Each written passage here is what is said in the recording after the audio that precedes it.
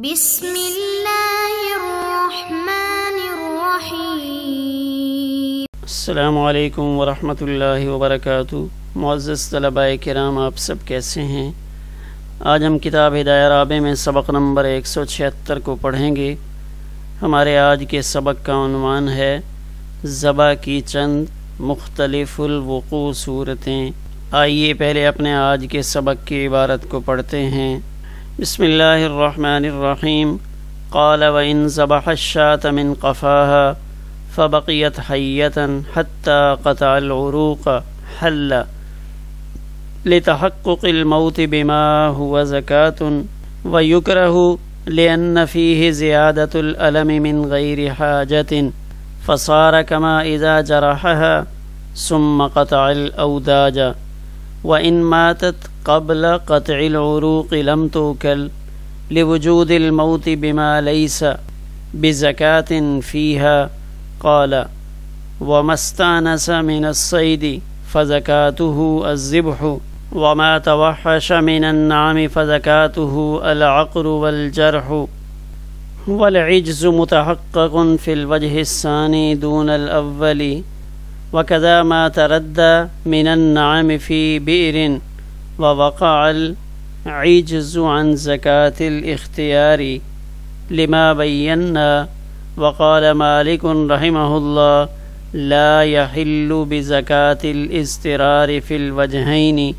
لأن ذلك نادر ونحن نقول المعتبر حقيقة العجز وقد تحقق فيسار إلى البدل كيف لا نسلم الندرة بل هو غالب وفي الكتاب أطلق فيما توحش من النعم وعن محمد رحمه الله أن الشاة إذا ندت في الصحراء فزكاتها العقر وإن ندت في المصر لا تحل بالعقر لأنها لا تدفع عن نفسها فيمكن أخذها في المصر فلا عجز والمصر وغيره سواء في البقر والبعير لأنهما يدفعان عن أنفسهما فلا يقدر على أخذهما وإن ندى في المصر فيتحقق العجز والصيال كالند إذا كان لا يقدر على أخذه حتى لو قتله المسؤول عليه وهو يريد الزكاة حل أكله۔ آئیے اب ہم اپنے سبق کی عبارت کا ترجمہ کرتے ہیں۔ امام قدوری رحمہ اللہ فرماتے ہیں اگر گدی کی طرف سے کسی نے بکری کو ذبح کیا پھر وہ زندہ رہی یہاں تک کہ اس نے رگیں کاٹ دیں حل تو وہ بکری حلال ہوگی، اس لیے کہ موت اس چیز سے واقعہ ہوئی ہے جس کو زکوٰۃ کہتے ہیں، اس لیے کہ موت کا تحقق ہوا ہے اس چیز سے جو ذبح کہلاتی ہے۔ وَيُكْرَهُ اور یہ فعل مکروہ ہے اس لیے کہ اس میں بلا ضرورت تکلیف کو زیادہ کیا گیا ہے۔ فسارا پس یہ ایسا ہی ہو گیا جیسے کوئی بکری کو زخمی کرے پھر اس کی رگوں کو کاٹے، اور اگر وہ بکری رگوں کے کٹنے سے پہلے مر گئی لم توکل تو اس صورت میں اس کو نہیں کھایا جائے گا، اس لیے کہ اس کی موت ایسی چیز سے واقعہ ہوئی ہے جو بکری میں ذبح نہیں ہے۔ امام قدوری رحمہ اللہ فرماتے ہیں وَمَسْتَانَسَ مِنَ الصَّيْدِ شکار میں سے جو مانوس ہو جائے تو اس کے لیے زکوٰۃ ذبح ہی ہے۔ مانوس پالتو چوپایوں میں سے جو وحشی بن جائے بدک جائے تو اس کی زکوٰۃ عقر اور جرح یعنی زخم لگانا ہے، اور عجز کا تحقق ہوتا ہے دوسری صورت میں نہ کہ پہلی صورت میں۔ وَكَذَا اسی طرح ما تردى من النعم فی بئر کہ چوپایوں میں سے جو کنویں میں گر جائے اور ذبح اختیاری سے عجز کا وقوع ہو جائے تو وہاں بھی یہی حکم ہوگا لما بینا، اس دلیل کی وجہ سے جسے ہم نے بیان کیا۔ اور امام مالک رحمہ اللہ فرماتے ہیں کہ ان دونوں صورتوں میں ذبح اضطراری حلال نہیں ہے، لأن ذالک نادر، اس لیے کہ یہ نادر ہے یعنی قلیل الوقوع ہے۔ ونحن نقول، اور ہم عرض کرتے ہیں کہ معتبر وہ عجز ہے جہاں حقیقتاً عجز پایا جائے۔ وقد تحقق، اور یہ حقیقت متحقق ہو چکی ہے۔ فیصار الی البدل، لہذا بدل کی طرف رجوع کیا جائے گا۔ کیف کیسے یہ ہو سکتا ہے کہ ہم ندرت کو مانتے ہی نہیں، بلکہ وہ تو کثیر الوقوع ہے۔ اور کتاب یعنی قدوری میں چوپایوں کے وحشی ہونے کے سلسلہ میں مطلق حکم کو بیان کیا ہے۔ اور امام محمد رحمہ اللہ سے منقول ہے کہ ایک بکری جب جنگل میں بدک جائے تو اس کا ذبح عقر یعنی کوچیں کاٹ ڈالنا ہے۔ وَإِن نَدَّتْ فِي الْمِصْرِ، اور اگر یہی بکری شہر میں بدک جائے تو عقر سے حلال نہیں ہوگی، لِأَنَّهَا لَا تَدْفَعُ عَن نَفْسِهَا، اس لیے کہ وہ بکری اپنا دفاع نہیں کر سکتی، لہذا شہر میں اس کو پکڑنا ممکن ہوگا۔ فلا عجز، لہذا یہاں عجز متحقق نہیں ہے۔ والمصر وغیرہ سواء، گائے اور اونٹ میں شہر اور غیر شہر دونوں برابر ہیں، اس لیے کہ یہ دونوں آپ سے مدافعت کر سکتے ہیں، پکڑنے والے کو اپنے سے دور کر سکتے ہیں۔ فلا یقدر علی اخذہما، لہذا کوئی ان کو پکڑنے پر قادر نہیں ہوگا۔ وَإِن نَدَّا فِي الْمِصْرِ، اور اگر یہ دونوں شہر میں بدک جائیں تو عجز متحقق ہوگا، اور حملہ کرنا بدک جانے کی طرح ہے جب کوئی ان کو پکڑنے پر قادر نہ ہو۔ حتیٰ لو قتلہ المسول علیہ، یہاں تک کہ اگر وہ شخص جس پر ان جانوروں نے حملہ کیا ہو، اگر وہ اس جانور کو قتل کر دے اور قتل کرتے ہوئے ذکا یعنی ذبح کا ارادہ کر لے تو اس جانور کا کھانا حلال ہوگا۔ آئیے اب ہم اپنے سبق کی تشریح کی جانب بڑھتے ہیں۔ ہمارے آج کے سبق میں ذبح کے مختلف مسائل کا ذکر ہو رہا ہے۔ ان میں سے پہلا مسئلہ یہ ذکر فرمایا کہ ایک بکری کو عام طور پہ جو معروف طریقہ ہے کہ اس کی گردن پہ چھری چلائی جاتی ہے، اگر اس طریقے کو چھوڑ کر کوئی شخص ایسا کرتا ہے کہ وہ چھری نیچے سے چلانے کے بجائے بکری کی اوپر والی طرف سے چلاتا ہے، وَإِن ذَبَحَ الشَّاةَ مِن قَفَاهَا، گدی کی طرف سے چھری چلاتا ہے۔ یہاں دیکھیں کہ عموماً تو اور معروف طریقہ تو یہی ہے کہ اس چھری کو یہاں گردن کے نچلی طرف سے چلایا جاتا ہے کہ یہاں رگیں زیادہ قریب ہیں، جلدی کٹ جاتی ہیں۔ لیکن اگر کوئی اس معروف طریقہ کو چھوڑتا ہے اور اوپر والی سائیڈ سے چھری چلاتا ہے تو اس کا کیا حکم ہوگا؟ اللہ تعالیٰ فقہائے کرام کو جزائے خیر عطا فرمائے، جنہوں نے ایسی جزیات کا حل بھی کتابوں میں پیش فرما دیا ہے کہ ممکنہ طور پہ اگر کوئی ایسا مسئلہ درپیش ہو تو اس کا حل بھی کیا جا سکے۔ آئندہ آنے والے زمانوں میں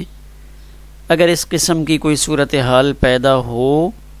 تو پھر ہمیں اس موقع پر دشواری نہ ہو۔ تو ایک ممکنہ صورت تھی کہ بجائے اس کے کہ کوئی نیچے سے چھری چلانے کے بجائے اوپر سے چھری چلانا شروع کر دے، یا بعض اوقات کوئی ایسی ایمرجنسی کی صورت بن جاتی ہے کہ یہی بکری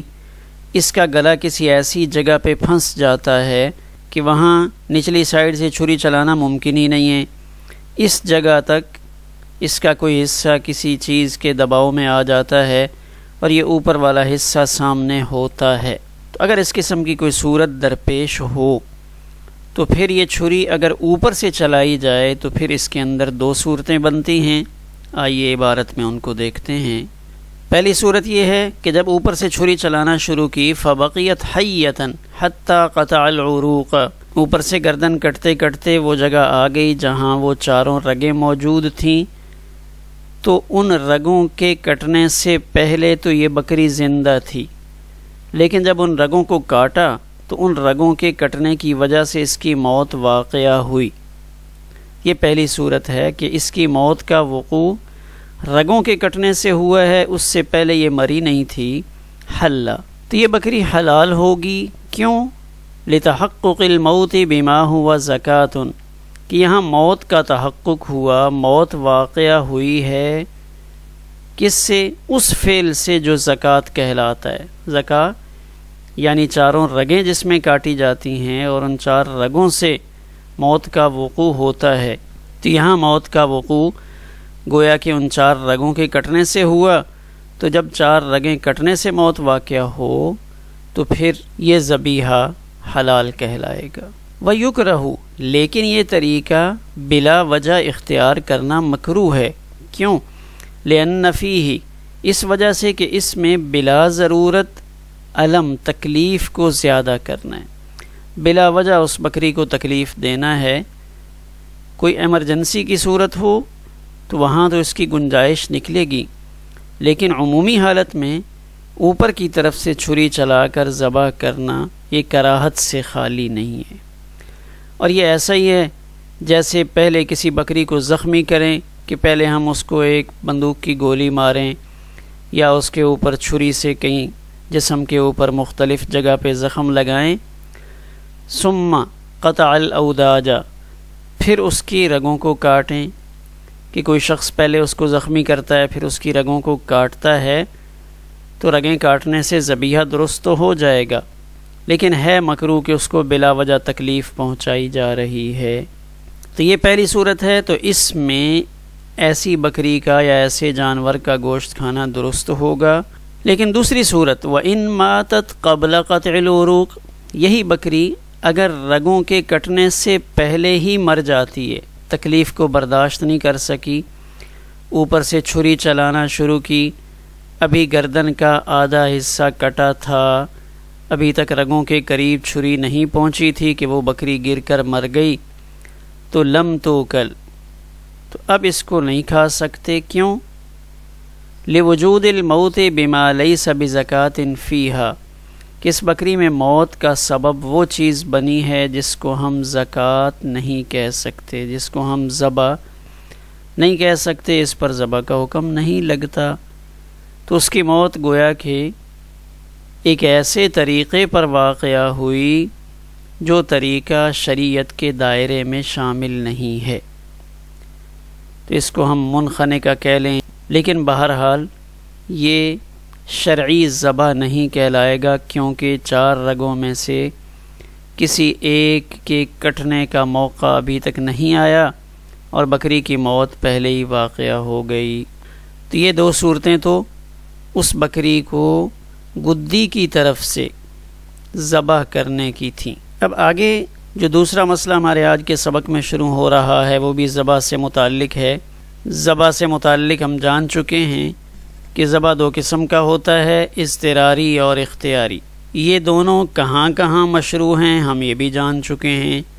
کہ زکوٰۃ اختیاری کہاں پہ ہے اور زکوٰۃ اضطراری کہاں پہ ہے۔ تو اب یہاں یہ بتانا چاہ رہے ہیں کہ اگر وہ جانور جو ویسے تو شکار کے دائرے میں آتے ہیں، وہ انسان سے وحشت کھاتے ہیں، بھاگتے ہیں، اور انسان ان کو شکار کے ذریعے سے کنٹرول کرتا ہے، قابو کرتا ہے، پکڑتا ہے، لیکن اگر وہی جانور جو شکاری ہیں لیکن اب وہ ہمارے ساتھ مانوس ہو چکے تو ان کا کیا حکم ہوگا؟ قال، امام قدوری رحمہ اللہ فرماتے ہیں وَمَسْتَانَسَ مِنَ الصَّيْدِ، اور شکار میں سے جو مانوس ہو جائے، یعنی اصلاً تو وہ جانور ایسا تھا جس کو ہم نے شکار کر کے پکڑنا تھا، لیکن